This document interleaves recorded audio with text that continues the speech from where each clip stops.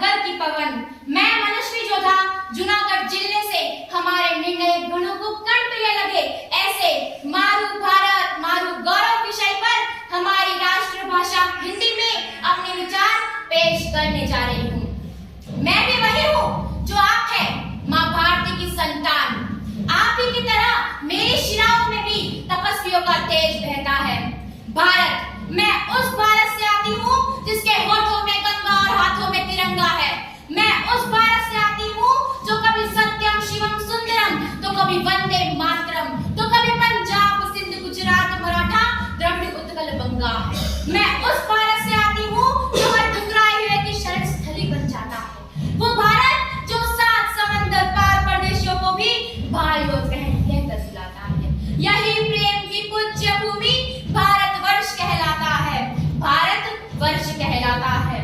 हमारे देश में अलग अलग धर्म, जाति, रूप व संस्कृति के लोग प्रेम से रहते हैं। हमें एक भारतीय होने पर गर्व महसूस होता है। क्यों?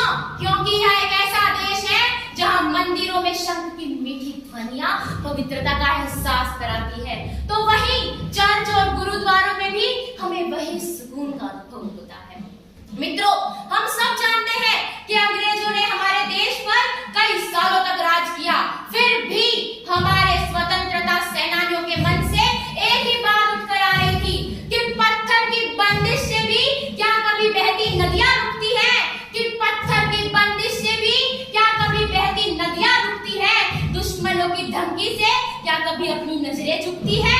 इन पंक्तियों को आखिरकार हमारे देश के स्वतंत्रता सेनानियों ने साकार कर दिखाया और उसका परिणाम आज हम सभी के सामने है।